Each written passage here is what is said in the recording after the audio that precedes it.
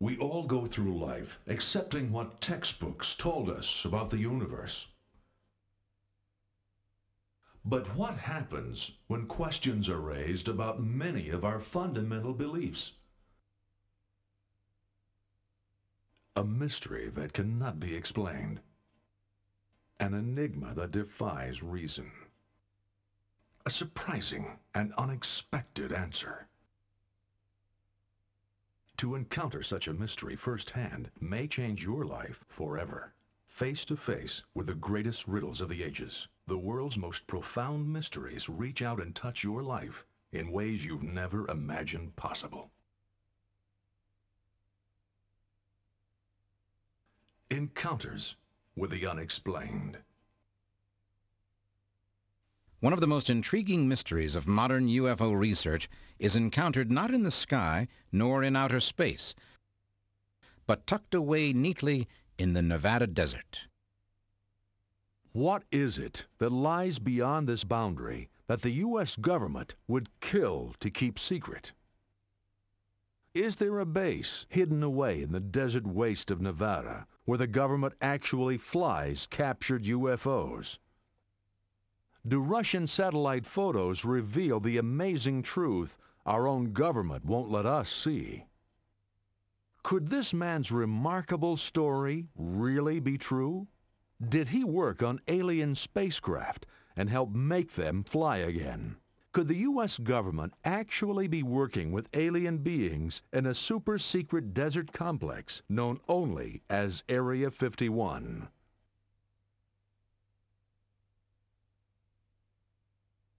Old geological maps identify this particular piece of real estate simply as Area 51. This designation covers a large area which consists principally of the dried-up bed of an ancient sink, which for some unfathomable reason is still called Groom Lake. A super-secret facility located here supposedly operates around the clock, and even though the government silently insists it doesn't exist, it has been seen by hundreds of witnesses and photographed dozens of times.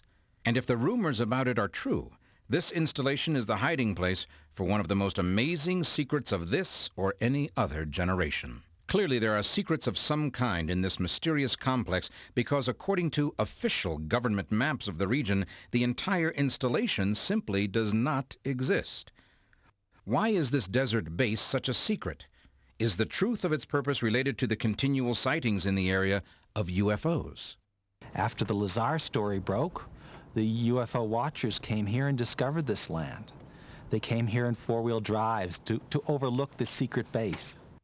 In a television interview, Robert Lazar claimed that he was employed between 1988 and 1989 at a hidden base even more secret than the Groom Lake installation. When I went to work, I was flown from McCarran Airport in Las Vegas to Area 51. From Area 51, I was bused to an even more highly secure facility located about 15 miles south of Area 51 called S4. S4 is situated at the base of the Papoose Mountains by the Papoose Dry Lake bed.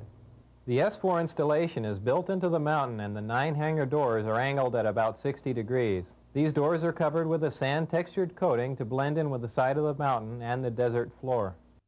According to Bob Lazar, it was in this hidden base that he worked on disc-shaped flying craft that were based on technology given to mankind by beings from another planet. In other words, not only did I read briefings and not only was I taught the theories of these technologies, but they were demonstrated for me and I know they are true and accurate. Lazar went on to claim that there are several fully working flying discs at the S4 facility, but only one on which he personally worked. Because of its sleek appearance, I nicknamed it the Sport Model. The Sport Model is about 16 feet tall and 40 feet in diameter. The center level of this disc also houses the control consoles and seats, both of which were too small and too low to the floor to be functional for adult human beings. Bob Lazar paints a scenario where the craft has an anti-gravity reactor or a gravity reactor that produces a wave of gravity. If you're inside this craft, it has no seat belts because to you inside the craft, it is always upright at natural gravity. If the story Lazar tells is true, then this design is no mere fantasy, but a reality, and proof positive that Earth has been visited by intelligent beings from another planet. Could the U.S. government actually have this kind of technology in its possession and have kept such a secret from the public and press for over 50 years? And if the story has already been told, why is the government still taking such extraordinary measures to try and keep the base hidden? According to this research by the Salt Lake Tribune in September of 1993, Air Force Secretary Sheila Wignall requested control over nearly 4,000 acres of publicly owned land out in the Nevada desert in the Nellis Range complex. Reporter Glenn Campbell devoted several years to breaking down the wall of secrecy around Area 51 and the mysterious base at Groom Lake. Area 51 is a small block of land that is simply the best known of the secret areas of the Nellis Air Force Range complex. Behind that, we have vast areas of desert. Until the early 1980s, it was actually possible to drive up to the Groom dry lake bed and look across and see the base in the distance. It was a secret base, but an open secret. In the mid-1980s, the military seized an entire mountain range, the Groom mountain range. At that point, the base became non-existent. It disappeared from USGS maps, and ever since then, the government has refused to refer to the base in any manner or form. What could be on this installation that would merit such strong measures? Does anyone outside of the base know what kind of work is being done there? We should all remember that the U-2 spy plane was flying out of Area 51 for many years. The same is true of the Blackbird SR-71 and the stealth fighter. They were all flying for many years before we heard about them. But will the government use deadly force to simply keep citizens from seeing airplanes take off and land? Area 51's been a pet project of mine for the last 25 years. Colleagues all around the world feed me information through our website, email, whatever. We do have some pretty interesting information showing that they've not only had alien craft that they've captured and been testing, but they also have equipment they don't even know what it does. It's fairly obvious that this particular site was chosen because of its isolation, and being part of the Nellis Air Base bombing range doesn't make it all that inviting either. But apparently the isolation or even fear of bombs wasn't enough to keep people away. Just exactly what other measures has the government taken to protect this non-existent base from intruders? Is it the average citizen, the UFO buff, who's the problem? Or are they concerned with enemy spies? And just who is it that is protecting the most widely known secret in the world? Would it surprise you to learn that it's not the government at all? For years now, average citizens, individually, by the van load and by the bus load, have gone considerably out of their way just to get a close-up view of Area 51, only to encounter a scene right out of a third world country. An SUV or helicopter will suddenly appear on the crest of a hill. The message is unmistakable. You are not welcome here. Come on, let's go. Get it out of here. This photo shoot's over with. Come on. Let's go. Let's go. Come on. Come on. Get in the car. Come on. Let's go. But given the vast size of the complex, surely they can't be everywhere at once. How can they be sure someone isn't getting past the guards, so to speak? It has, I'm told, surface-to-air missiles in case planes fly over that aren't welcome there. And we were pursued dangerously by this helicopter. If he doesn't respond immediately, another airplane will be scrambled to intercept him and force him out of the area, or he'll be shot down. The question is fairly asked. Can security measures be taken too far? And what happens when one side or the other crosses the line? Could it be that the UFO craze simply got everyone off on the wrong track? Long before there was a base of any kind around the Groom Lake area, Area 51 was just another useless piece of desert to be used for atomic testing. Is it possible that the guardians of Area 51 just want to protect people from possible exposure to latent radiation? Norio Hayakawa doesn't think so. He's experienced firsthand the aggressive security measures at Area 51. In 1991, I led an investigative group from Southern California, including some journalists, to this area, and after we witnessed what I believe was some type of a test flight or possibly a maneuvering of these objects in the air, we were pursued by black military helicopter. I was leading a caravan of 7 cars on this dirt road that led to the outside perimeters of Area 51. And suddenly a black military helicopter with no insignia came over and approached our cars, came in front of our cars, almost about 10 to 15 feet above our cars. But if Norio Hayakawa and other curiosity seekers trespassed on military property, shouldn't they expect to be confronted, even arrested? At no time were we trespassing the military area. We were well away from the military zone, and we were on public land. We had every right to be on public land, but yet we were harassed by this military helicopter dangerously. Whatever is happening at Area 51, it seems certain it is not to keep people from wandering into an area where they might be injured or pick up old atomic radiation. It is designed specifically to protect whoever or whatever is inside the complex. They are ready to use whatever force necessary to keep people away from this area, even outside perimeters. If that's true, if the Guardians of Area 51 will even pursue civilians on public land 10 miles away from the installation, haven't they overlooked the fact that this secret base is still easily visible from the air? Would it not be a simple matter to fly low over the complex and see exactly what kind of work is being done there? Retired Air Force Colonel Wendell Stevens doesn't think so. The airspace over the Nellis Range is highly restricted.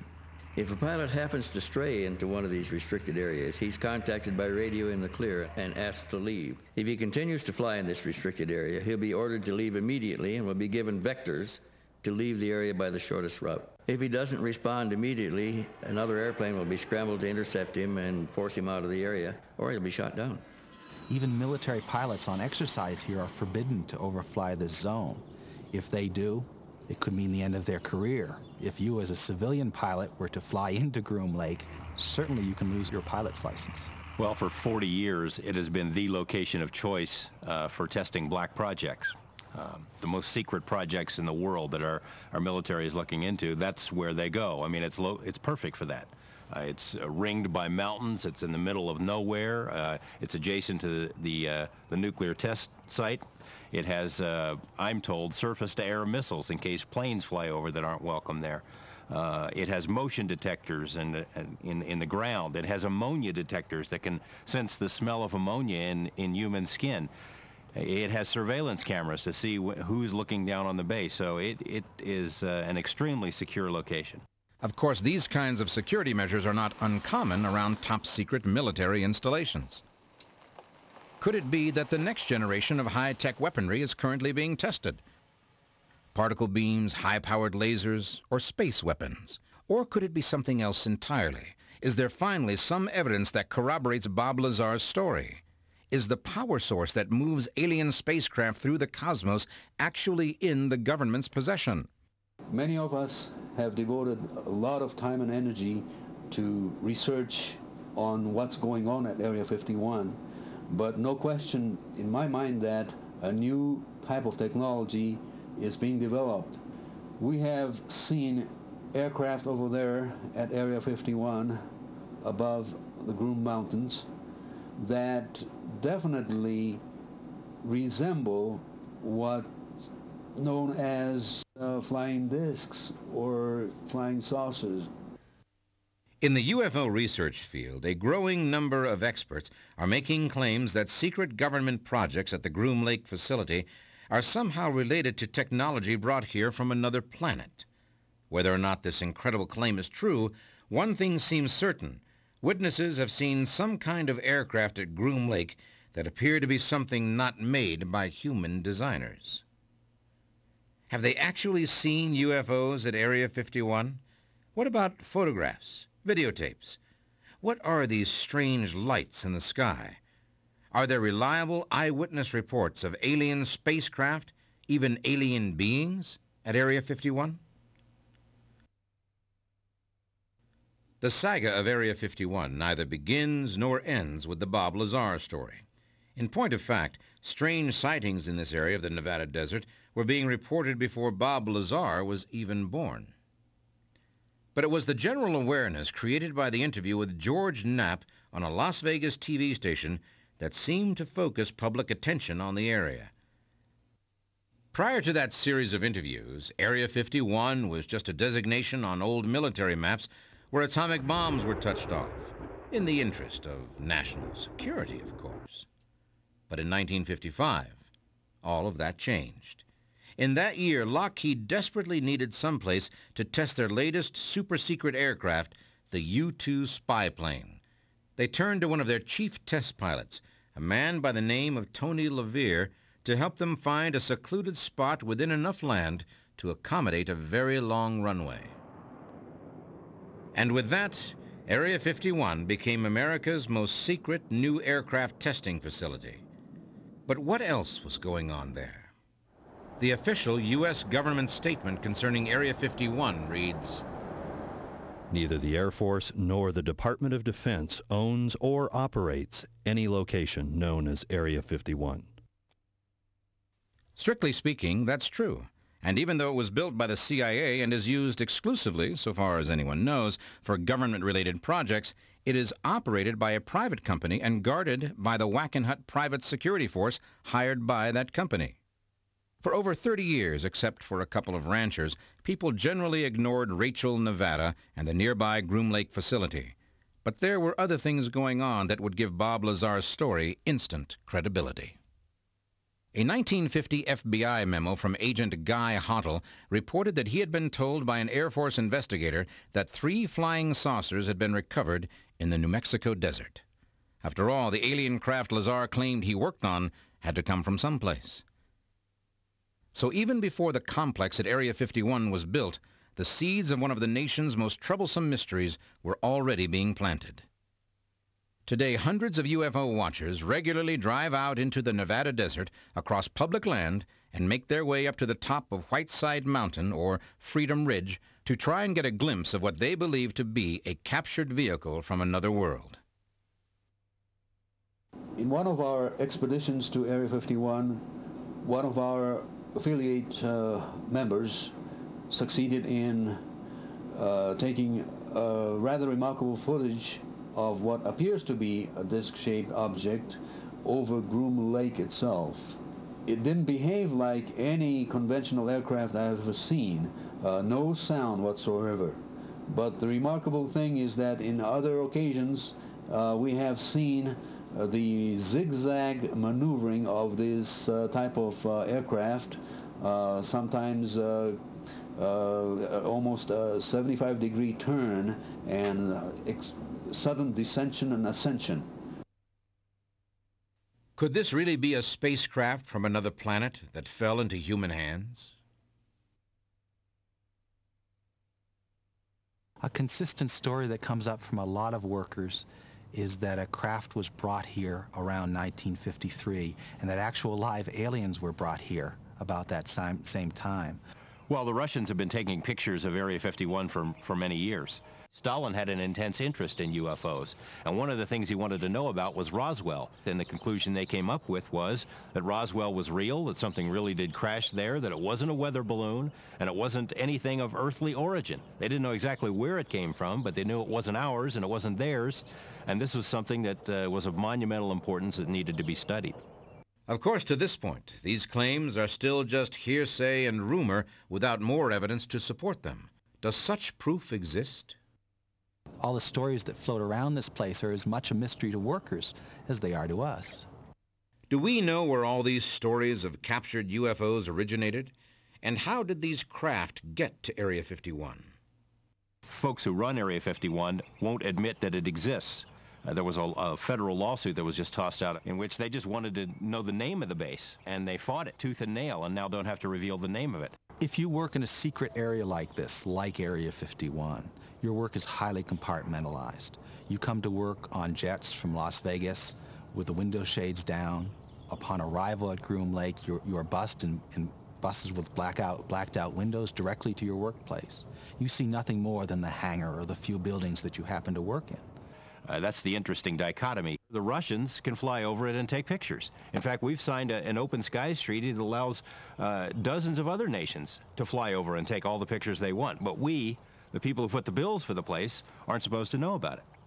In 1988, a Russian satellite took a remarkable photograph over Area 51.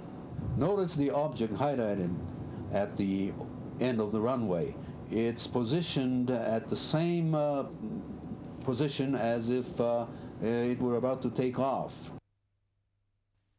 Recently, several new photographs of Area 51 were released on the Internet, perhaps in recognition of the fact that in spite of repeated denials, the public demand for an explanation of the mystery of Area 51 continues to grow every day.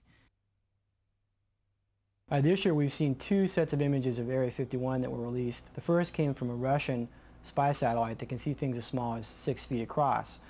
The second came from a U.S. commercial satellite, and it can see things as small as 3 feet across.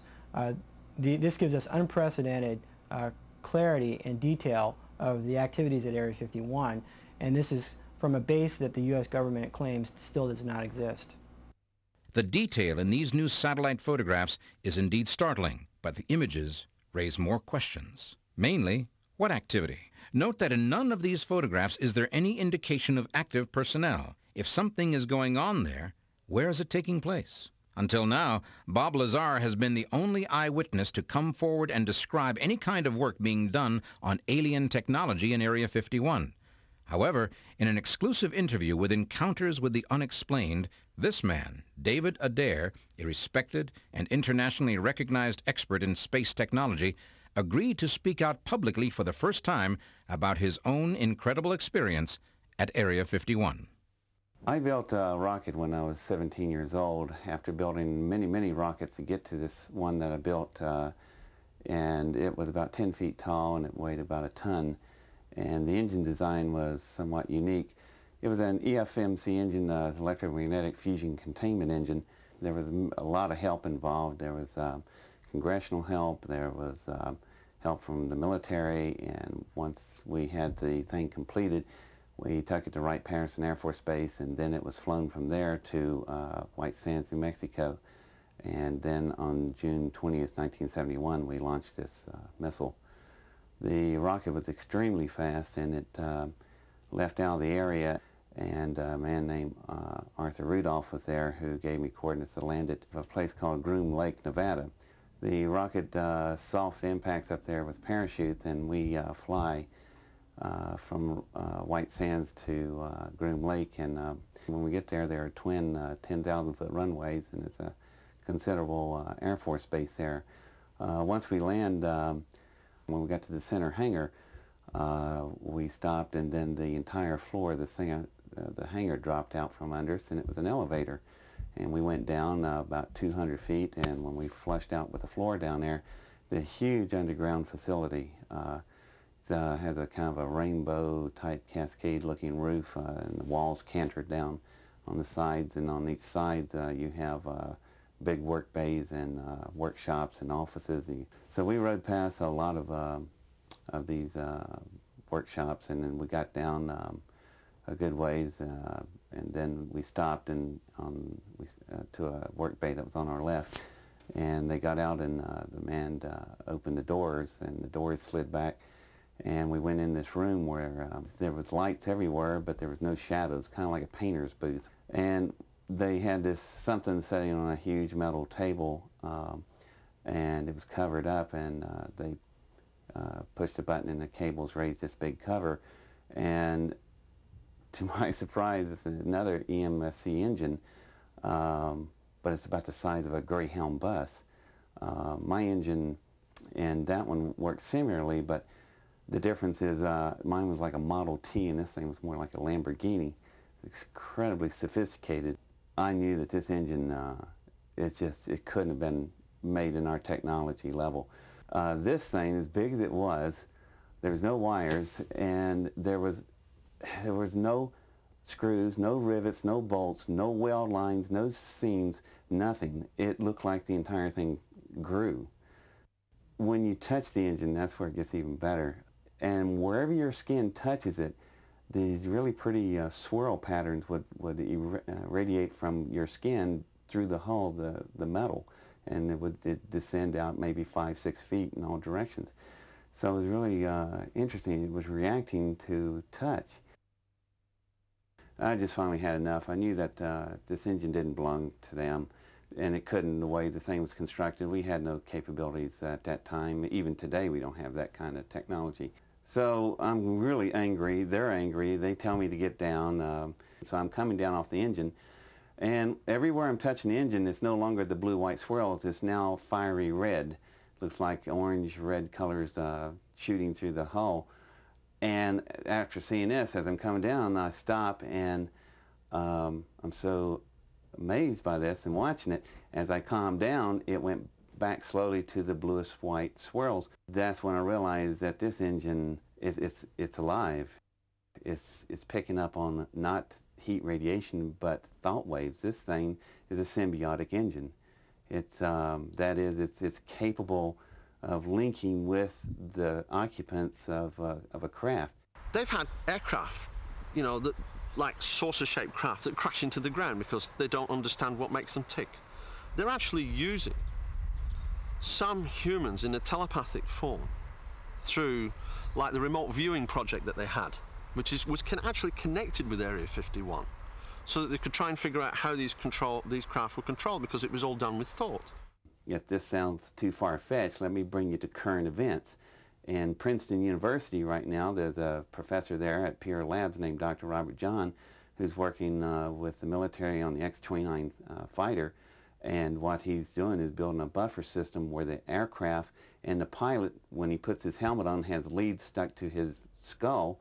And as he thinks, the plane reacts. And that is a symbiotic relationship between the pilot and the aircraft.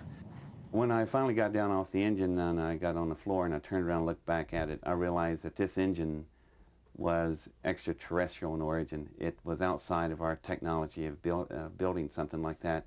And I realized I was standing on top of a huge piece of evidence everybody's looking for. And that made me more angry because I realized that they were holding back on all this stuff. And no one has the right to do that. The encounter ended with David being summarily and rudely locked up until General Curtis LeMay, then the commander of the Strategic Air Command, came to personally escort him home.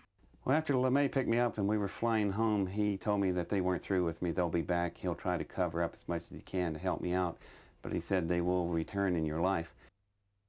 The general was right. While still in his high school graduation cap and gown, David Adair was personally handed his draft notice. He would spend the next 8 years in the United States Navy. But in the meantime, the young rocket scientist had seen and touched what he still believes is a symbiotic, perhaps even biological engine of extraterrestrial origin. Could it be that the mysterious craft seen over Area 51 were not recovered at UFO crash sites? Is it possible that our government has been working secretly with an alien civilization? Are we on friendly terms with beings from another planetary system? Just in case you're wondering whether America's best-known secret base is still above the law and presumably still up to its neck in secret projects, a presidential determination dated September 25, 1998 should put everyone's mind at ease.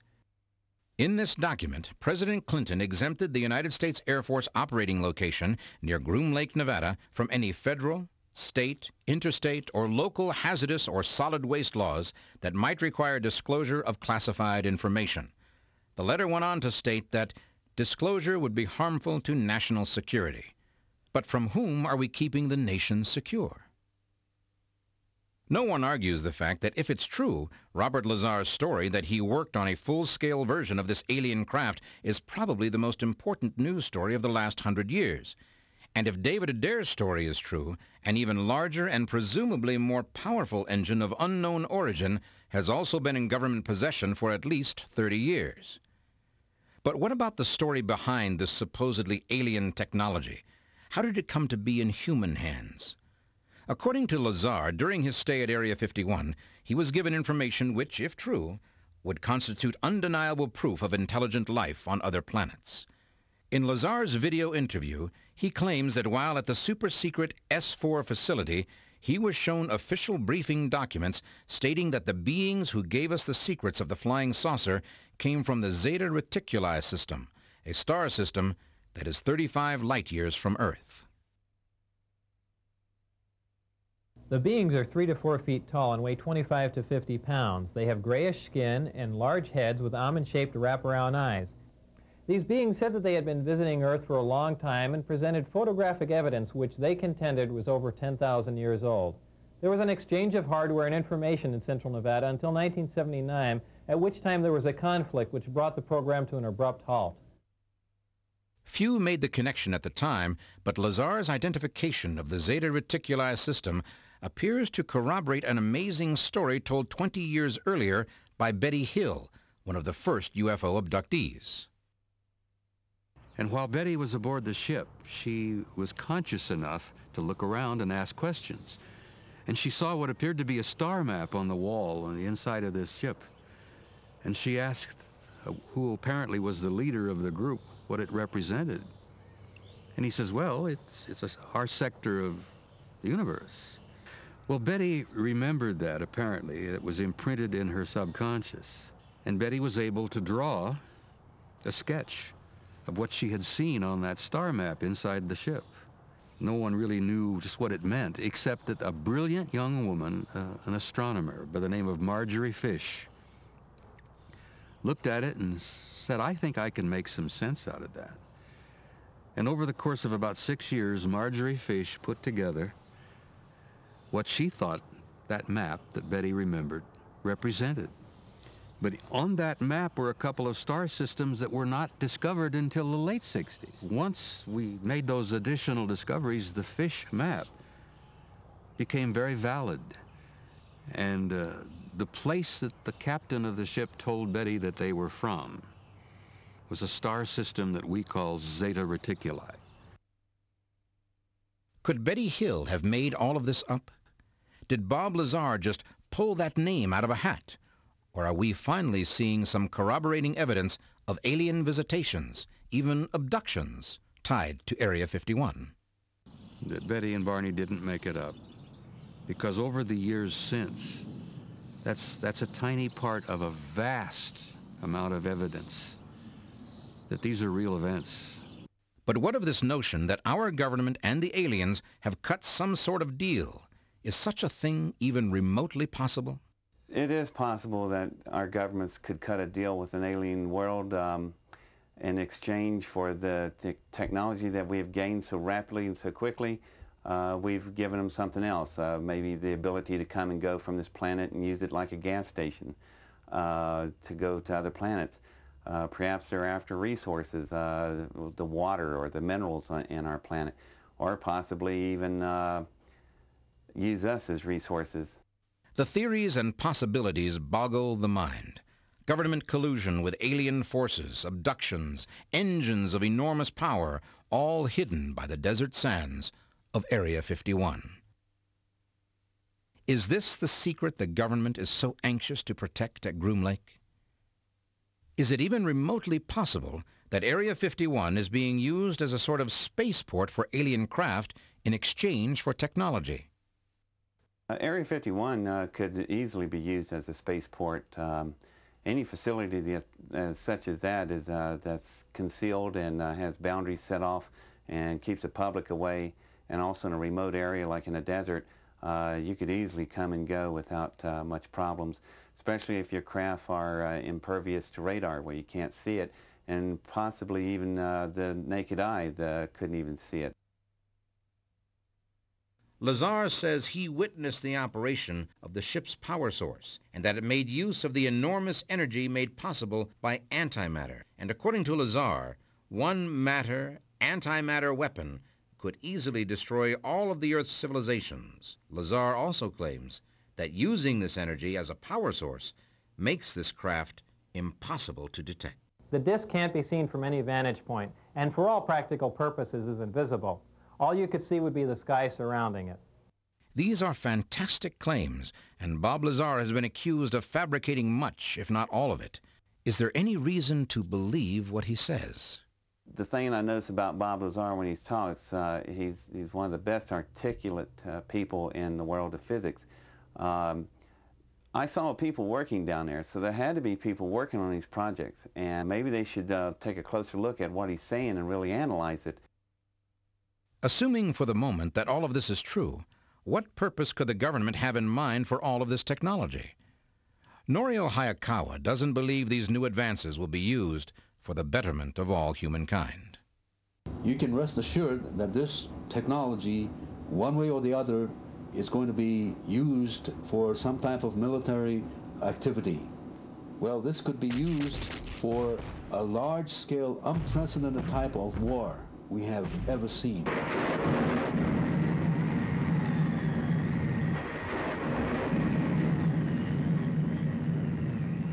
Norio Hayakawa doesn't believe these new advances will be used for the betterment of all humankind.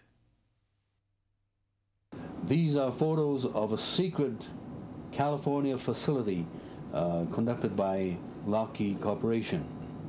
There are several secret air bases in Southern California where they are testing the parts to build some of these this craft objects.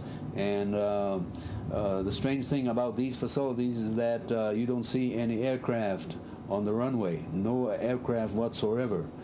When this facility was under construction, people near the area have seen rows and rows of cement trucks almost 24 hours a day, continuously, in one cases for several weeks at a time, indicating that a large underground complex was being constructed.